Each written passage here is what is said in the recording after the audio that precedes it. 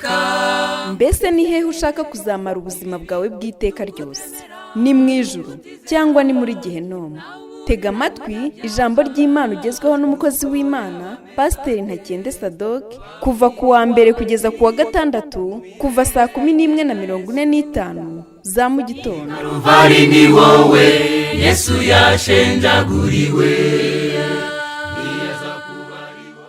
Reka tubasuhuze nshuti bakunzi muteze amatwi aho muri hose, ndetse tubahe n'ikaze muri uyu mwanya mwiza tugiye kuganira ijambo ry'Imana.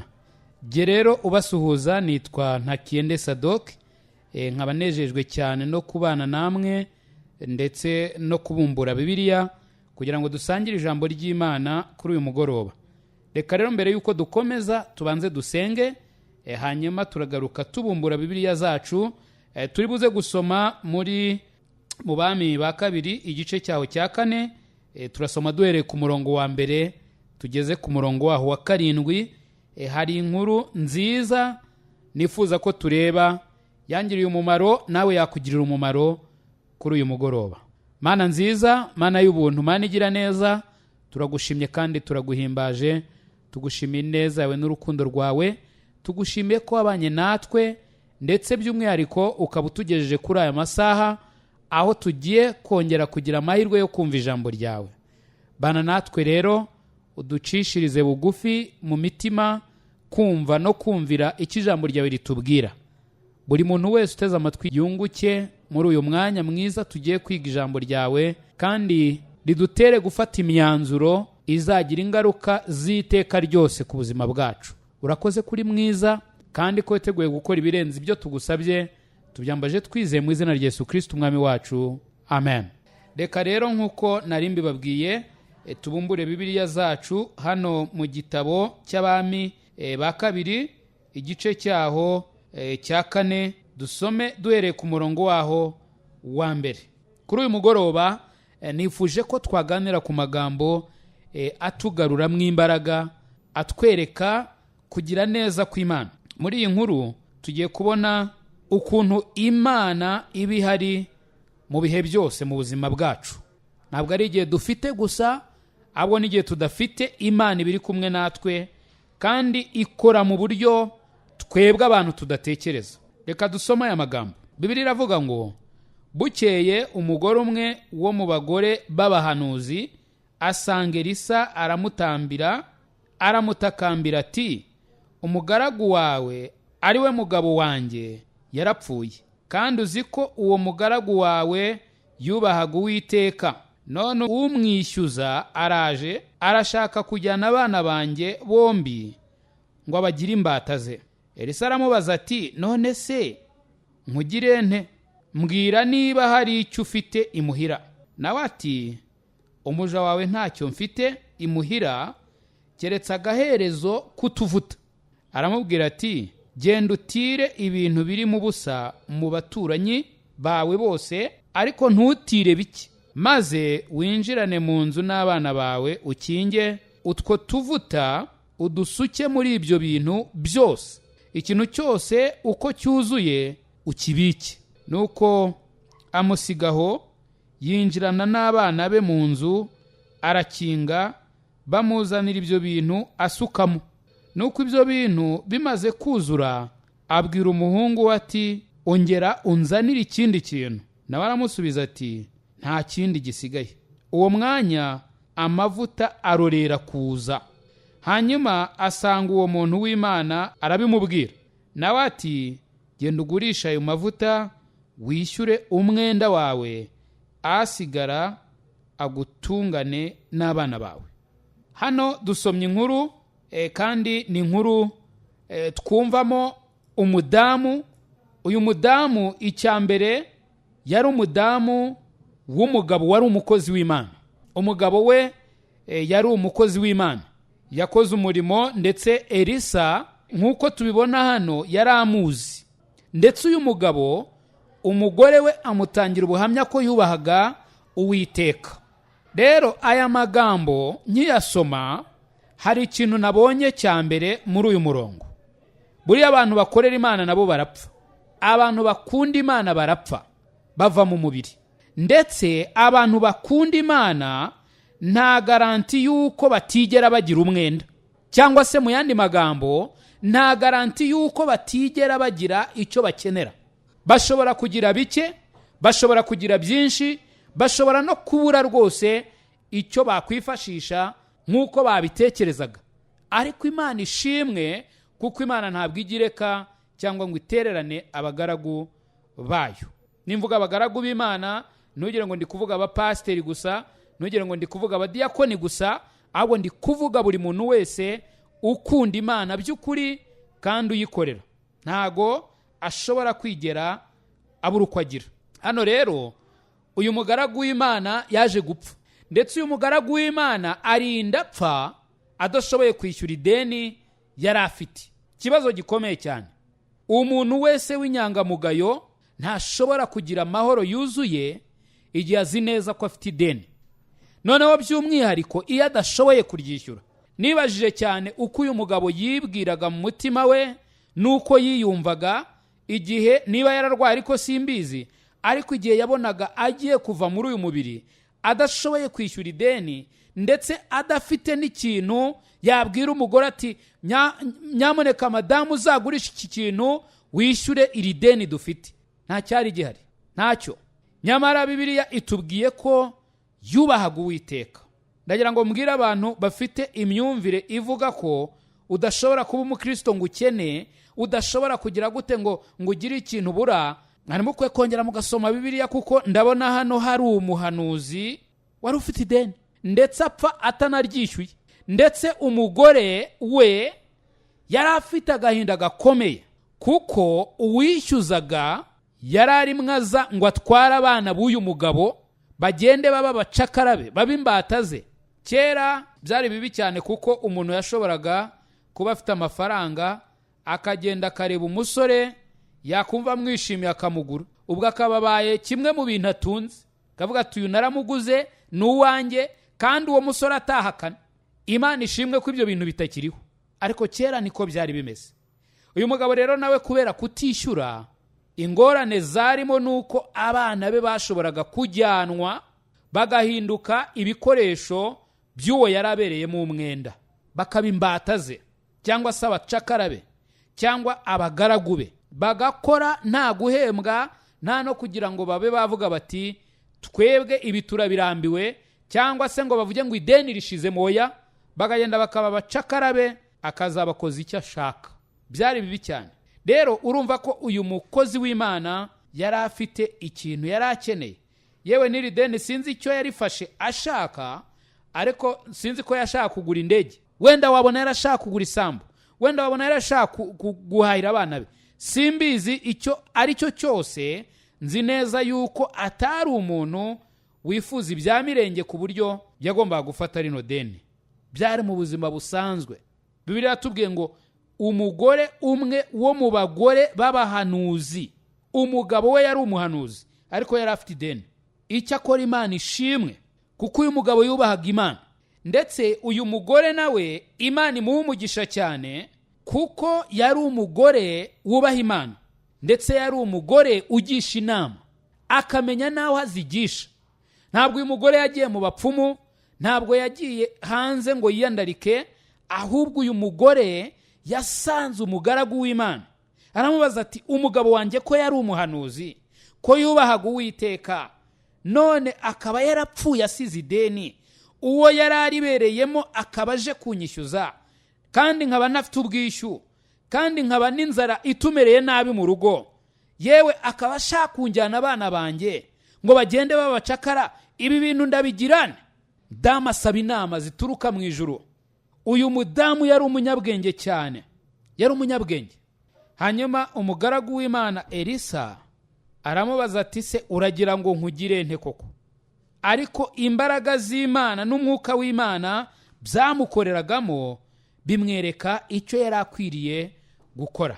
Ntabwo ari imbaraga za Elisa, nta nubwo ari ubushake bwa Elisa, ahubwo ndabona ntashidikanya ko uku ari ugukora kw'Imana. Imana ivugira muri Elisa, ibwira uwo mudamu ati se hari ikintu ufite? Uyu mudamu yari afite utuvuta dukeya, ndetse ugereranije n'ibibazo yari afite cyangwa se ibyifuzo yari afite, uyu mudamu we ubwe yarivugiye ati ntacyo mfite rwose, ntacyo, ariko mfite utuvuta duke dusigaye mu gikoresho tubikamwo amavuta. Mwuka w'Imana avugira muri Elisa, aramubwira ati genda utire ibintu birimo ubusa mu baturanyi bawe bose. Genda utire ibintu birimo ubusa mu baturanyi bawe bangahe? Bose. Iri jambo nariciyeho akarongo kubera ko riratangaje cyane. Mbese mu baturanyi bose atira ibintu birimo ubusa. Ntabwo hano Bibiliya yigeze ivuga ngo ugenda utirayo ikintu kirimo ubusa kuri buri muturanyi wawe uhanyure hose. Oya, ahubwo Bibiliya yavuze ngo genda ujye mu baturanyi bawe utire ibintu birimo ubusa mu baturanyi bangahe? Bose. Wow. Ndetse ntabwo yahagarariye aho, ahubwo umukozi w'Imana yaramubwiye ati ntutire bike, utire ibintu byinshi, maze winjirane mu nzu n'abana bawe ukinge utwo tuvuta udusuke muri ibyo bintu byose, ikintu cyose uko cyuzuye ukibike. Wow. Hano ndabona ikintu cyitwa kwizera. Uyu mudamu ikintu yarabwiwe n'umuhanuzi Elisa, tugiye mu bintu byacu twita ngo ni logique, twahita tuvuga ngo ni ubusazi. Twari duke, none agenda natunyanyagiza mu bikoresho. Reka mvuge wenda amajerekani.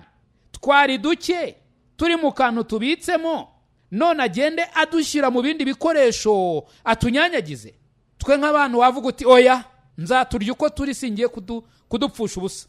Kuko nk'uko tubizi, amavuta iyo yavanye mu gikoresho uyashyize mu kindi, ni lazima hari ayafatamo, bityo hari asigaramo. Rero uyu mudamu nawe ngira ngo ibyo yari abizi. Ikindi, noneho kumubwira ngo wishyira mu biri iwawe gusa, ahubwo tira mu baturanyi bose, buri hantu hose utireyo ibikoresho birimo ubusa. Wow. Akanabwirwa ngo ntutire bike. Niba yaratekereje iki ntumbaze.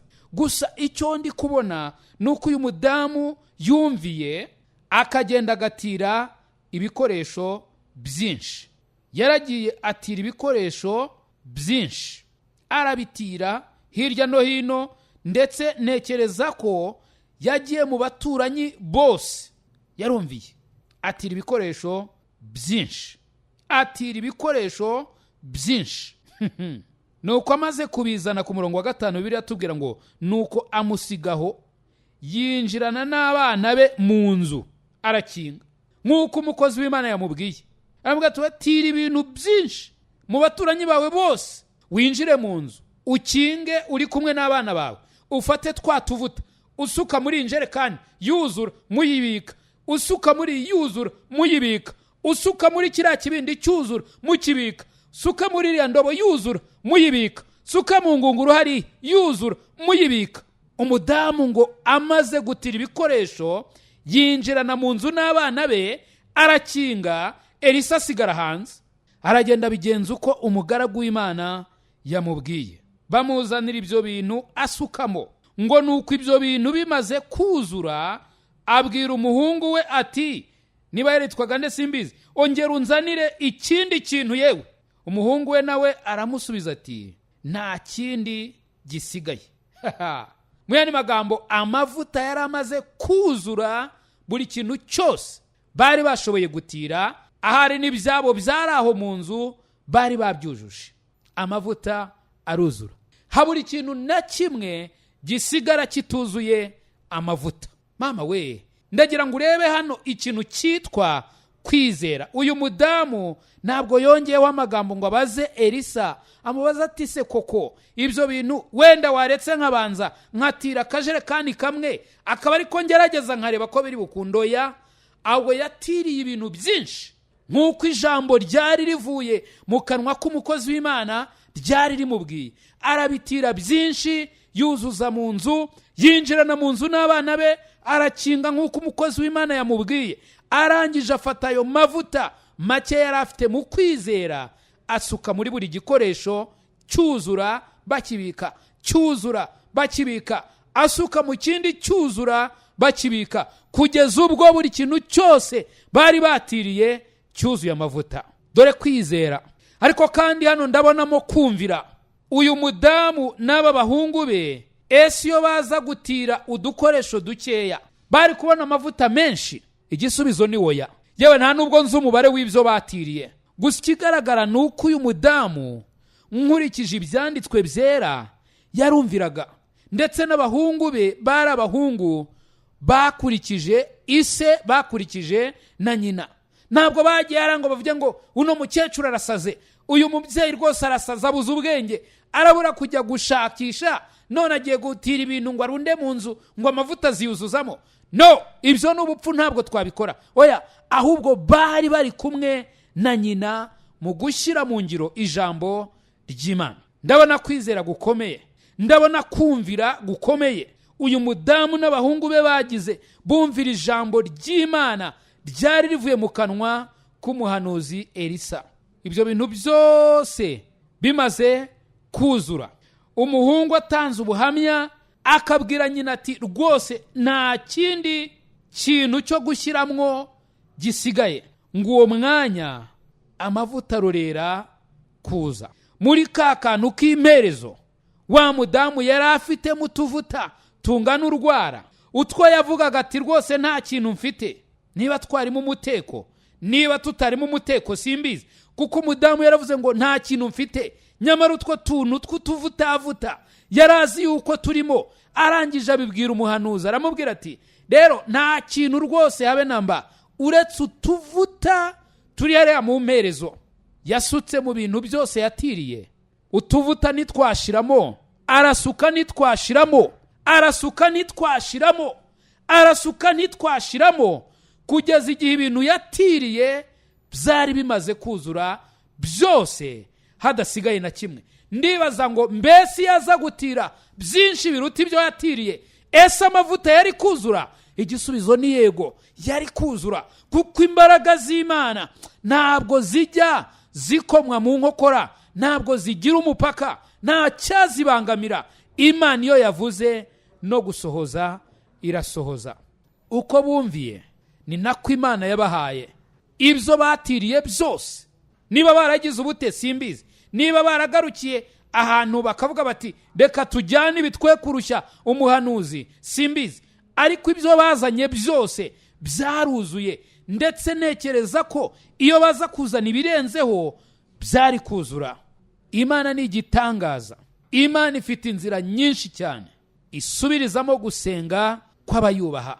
Uyu mudamu amavuta amaze kuzura buri kintu cyose, amavuta arekeye aho kuza muri ka gaherezo ke yari afite, ngo asanga uwo muntu w'Imana. Arabimubwira, aramubwira ati rero muntu w'Imana, ibyo wambwiye nabikoze, ibintu nabitiriye, nuzuza inzu, mfata amavuta uko twari turi mu mperezo, nsuka muri buri kintu cyose natiriye, cyuzura abana babika, cyuzura abana babika, none byose byuzuye, nta na kimwe kituzuye amavuta.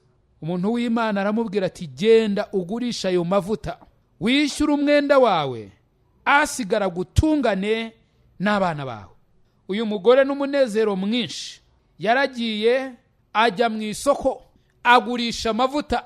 Yari afite depo nini cyane, agurisha amavuta, arongera aragurisha, yishyura ideni uko ryakabaye, acungura abana be. Nta mwana n'umwe wigeze agenda ngo ajye kuba imbata yuriya wabishyuzaga, ahubwo bagurishije amavuta bishyura ideni. Baragurisha amavuta, barahaha, bararya, bamererwa neza. Ariko ndagira ngo twibaze kuri iki kintu, mbese nibihe bintu twakwigira muri iyi nkuru? Bimwe nabivuze. Icya mbere ni uko udakwiriye kwita ku nyigisho z'ibinyoma ziri hanze aha zivuga ngo niba uri umuntu w'Imana ntuzakena. Uzabuzwa n'iki se? Uko ni ukuri kuri ku isi. Ushobora gukena, ushobora gukira. Ntabwo kuba gusa uvuga ngo ndi umukristo cyangwa se ngo narakijijwe ibyo bikuraho ubukene. Reka da, nagusomera abantu benshi muri Bibiliya barimo n'uyu mugabo wari umuhanuzi, akaza gupfa afite ideni adashoboye no kuryishyura, ariko Imana yaje kwigaragaza mu gihe gikwiriye. Nk'uko nabivuze, icya kabiri dukwiye kwiga ni uko Imana buri muntu wese uyishaka ni lazima, niba yishakana umutima utunganye azayibona. Uyu mudamu nureba neza urasanga atari ari gushaka ibintu byo kwinezeza, ntabwo yari arimo gushaka ibyo guhaza irari rye. Icyari kimuraje inshinga kwari ukwishyura ideni. Iki ni ikibazo gifatika yari afite. Imana yaragikemuye. Bibiliya irambwira ngo nabaza ndagutabara. Bibiliya ikambwira ngo nimuyikoreze amaganya yanyu yose kuko yita kuri mwe. Imana yacu idufashe kandi Imana yacu tugirire neza. Uyu mudamu yari umudamu ushakira ibisubizo by'ibibazo bye ku Mana. Agenda akabwira uyu mugaragu w'Imana Elisa, kamubwira ati nguko uko ibintu bimeze, umugaragu wawe yarapfuye kandi rwose urabizi yubahaga Uwiteka ndetse yapfuye asize ideni. Kwari ukugira ngo uyu muntu w'Imana amugire inama, amufashe gusenga. Uyu mudamu yari arimo ashaka Imana. Yari abizi ko Elisa ya mirima ye ya kera yari yarayisize, yari yaragurishije izindi arabaga agiye kugenda ngo yinjire mu murimo w'Imana. Nta kintu rero Elisa yari afite yari guha uyu mudamu, ariko hari Imana yakoreraga muri Elisa. Iyi niyo uyu mudamu yizeraga. Imana umugabo we yakoreraga, Imana Elisa yakoreraga, uyu mudamu niyo yizeraga kandi yarazi yuko ishobora gukora igitangaza, kandi yaragikoze. Muri iki gice cyangwa se mwaya magambo twasomye tubona yuko uyu mudamu yari afite utuvuta. Iyo dusoma muri Bibiliya ahantu henshi dusanga amavuta ashushanya umwuka wera. Aha yari afite ikibazo gifatika cya nyacyo, gusa nuko iyo ndebye muri iki cyanditswe mbona yuko hari ikindi kintu dushobora kwigiramo.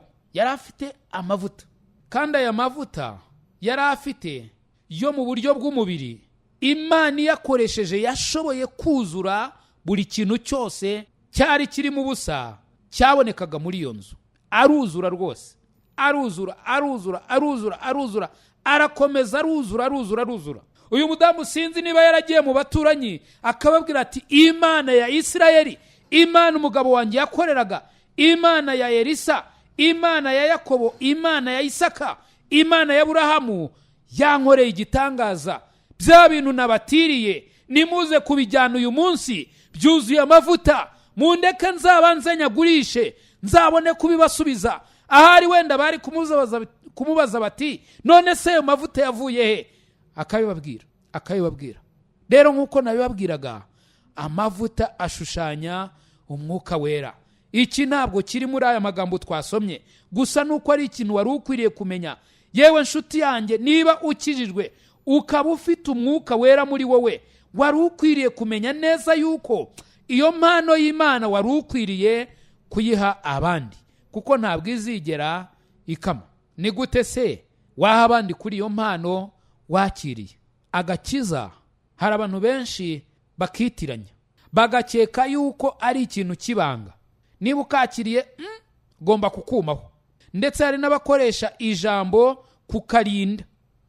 kukarinda kugira ngo hatagira umuntu ukakunyaga. Wenda hari byinshi buri wese uteze amatwi yaba atekereza kuri icyo kintu cyangwa se yanabivugaho, ariko icyo nshaka kuvuga ni uko udakwiriye kugira ubwoba bw'agakiza Imana yaguhaye niba koko warakakiriye, kuko ako gakiza ntabwo gashira.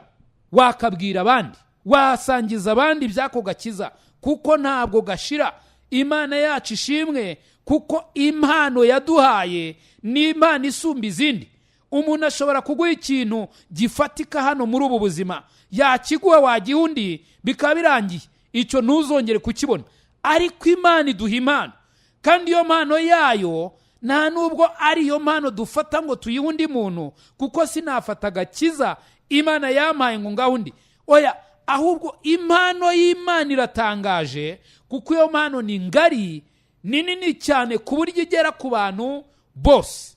Ntabwo naguha agakiza kanjye ngo bishoboke, kuko nanjye si akanjye, ahubwo ni agakiza k'Imana. Imana ubwayo yampaye, kandi nawe yakaguha. Gusa icyo Imana insaba ni iki? Nuko nza nkakubwira nkakubwira iyo nkuru nziza y'agakiza. Yewe nshuti yanjye uteze amatwi iyi radiyo, warakiriye ubutumwa bwiza, wari ukwiriye kumenya neza yuko ari inshingano zawe zo kugenda ugaha abandi ayo magambo. Yayandi wumvise wayakomeza akaguhindukira isoko idudubiza mu bugingo buhoraho. Uyu mudamu amaze kugurisha, amaze kwishyura, arimwo arya n'abana be, sinzi uko yabaye, sinzi uko yatekereje, sinzi n'icyo yakoze. Ahari yagiye abwira abantu gukomera kw'Imana, ahari yagiye abwira abantu iby'Imana yamukoreye. Sinzi ko yari kubireka, kuko Imana yari yamukoreye igitangaza gikomeye cyane. Ariko se kubera iki Imana yakimukoreye? Kubera iki Imana yakimukoreye? Hejuru turabona impamvu ni uko uyu mugaragu w'Imana yubahaga Uwiteka, kandi uyu mugaragu w'Imana, umudamu we nawe yubahaga Uwiteka. Uyu mudamu we n'abana be bubahaga Uwiteka, bashakaga gukora icyo Imana ibabwiye. Ni nayo mpamvu bashakaga kumva inama ziva mu kanwa k'umuhanuzi w'Imana Elisa, kuko bari bazi yuko ziri bube ari inama ziva mu ijuru. Ni nayo mpamvu bagiye kumureba kugira ngo ababwire icyo bakwiriye gukora. Reka nkubwire nshuti yanjye, wari ukwiriye kugisha inama Imana ku bintu byose. Mu minsi ishize twari turimo tuganira ku kubaka ku rutare. Kubaka ku rutare ni ukugira gute? Ni ukumva amagambo ya Kristo, maze ayo magambo ukayakomeza. Nibwo uba ugereranwa cyangwa se uri umunyabwenge, kuko kubwo kumva amagambo ya Kristo maze ukayakomeza, cyangwa se mu yandi magambo ukayizera, uba ubaye umunyabwenge. Kandi kuba umunyabwenge bisobanuye ko n'ibyo wubatse ubyubaka ku rutare. Rero uyu mudamu nawe yashakaga kubaka ku rutare, yashakaga gukora icyo Imana imubwiye. Hari igihe tujya twirwanirira inshuro nyinshi cyane, tukirwanirira, tugashakira inzira aho zitari, hanyuma byamara kudupfana byadogereye, tugapfa gusenga yewe tudafite no kwizera. Bavuga tuti nta kundi nabigenza, reka mpfe kubwira abantu b'Imana bansengere. Nyamara ibintu waramaze kubyica kera. Imana itubabarire kandi Imana itugirire neza, kuko Imana irashoboye kandi ishoboye byose. Ntabwo Imana ifite ibintu ishoboye ngo igire n'ibindi byayinaniye. Nta nubwo ifite ibiyikomerera ku buryo ushobora kuvuga uti yewe iki ntabwo nakwirirwa nyibwira Imana kuko ntabwo yagishobora.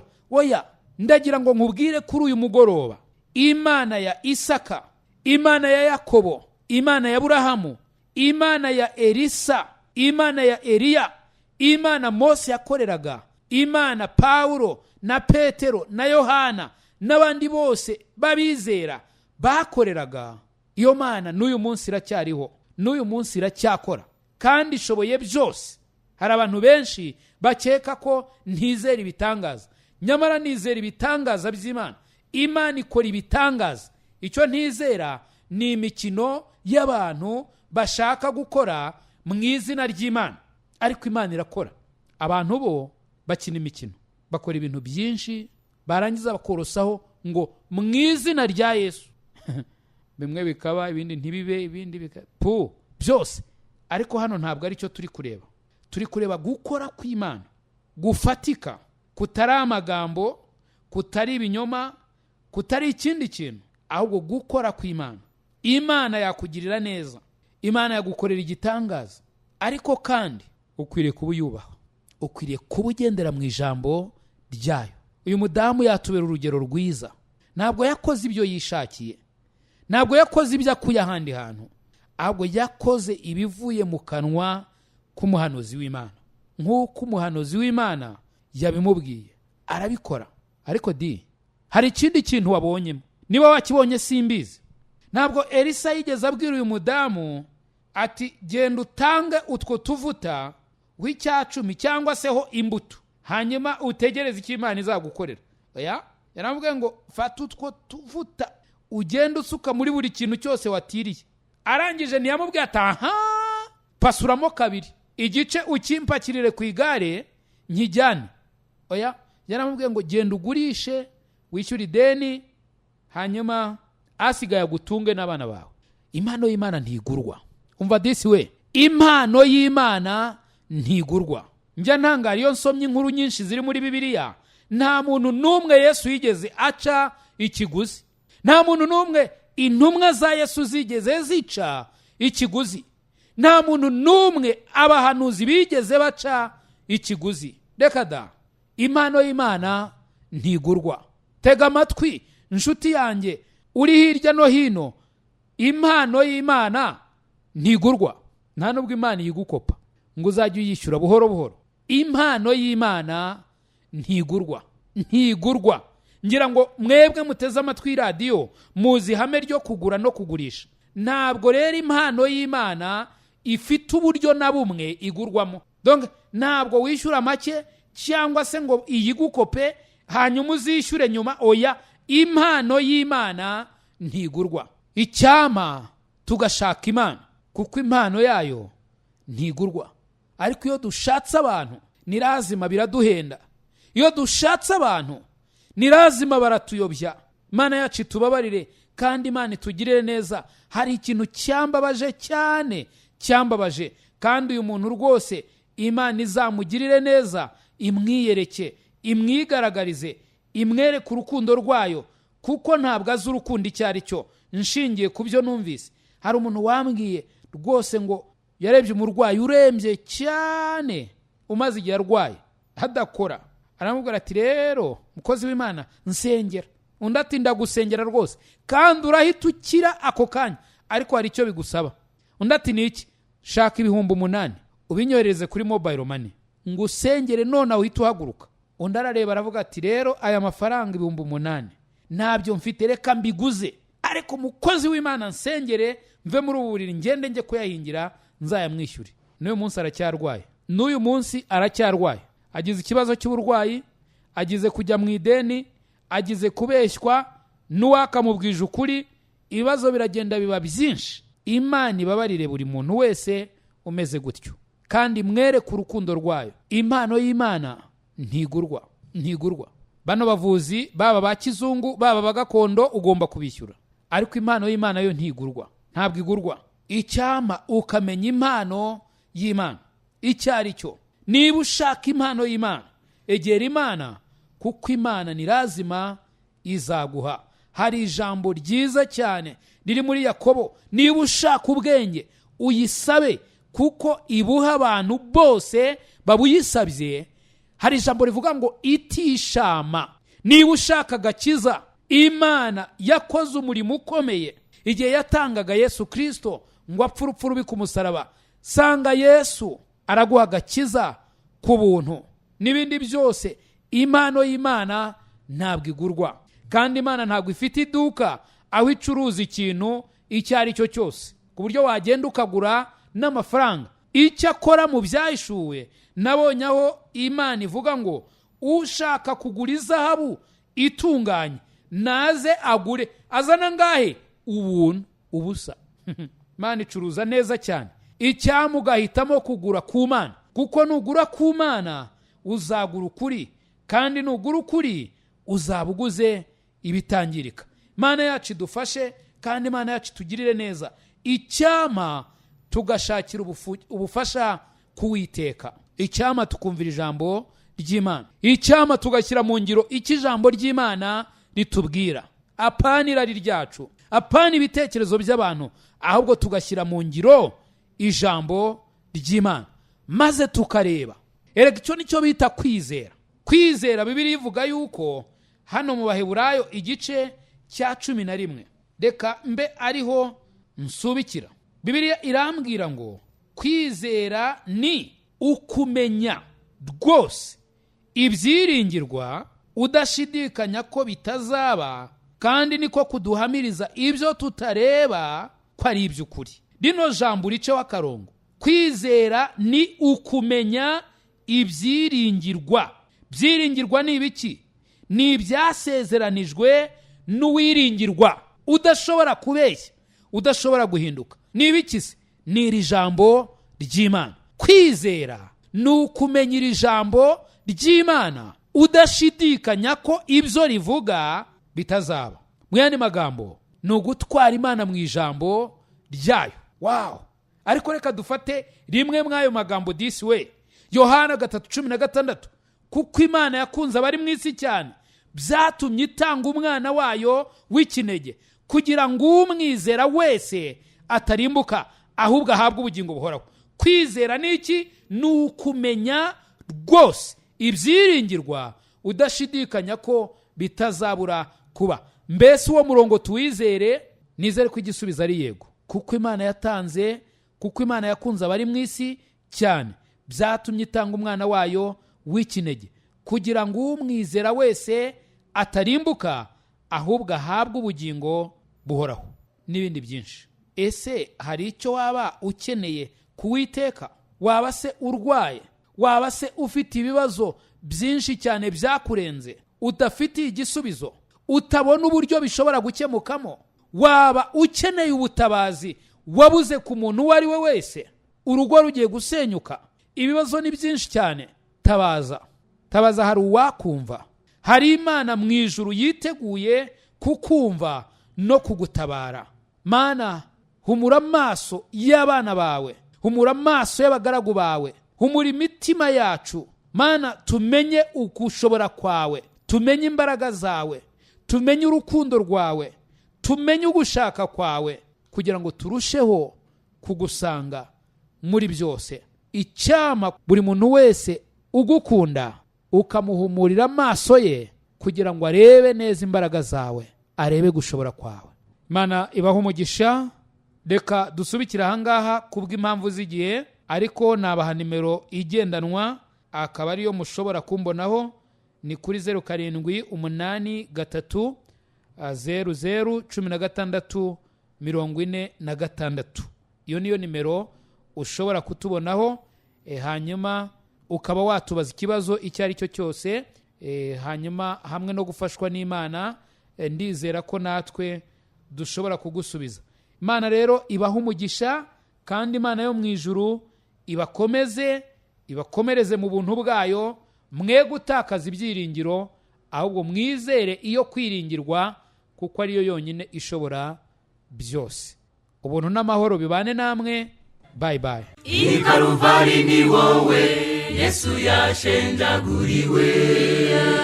Nshuti mukundwa, mbese aho izina ryawe ryanditswe mu gitabo cy'ubugingo? Ese impanda ivuze Yesu agarutse nona, cyangwa uramutse uvuye mu mubiri, wizeye neza 100% ko wajya mu ijuru? Ndakwinginga ngo uyu munsi utekereze ku iherezo ryawe, maze ufate umwanzuro uruta iyindi. Imana iragukunda kandi Yesu aragutegereje. Ngwino, tebuka aguha agakiza, akuruhura umutwaro w'ubwoba, aguha amahoro, umunezero n'ibyiringiro byuzuye byo mu mutima. Ukeneye ubundi bufasha, waduhamagara kuri izi nimero: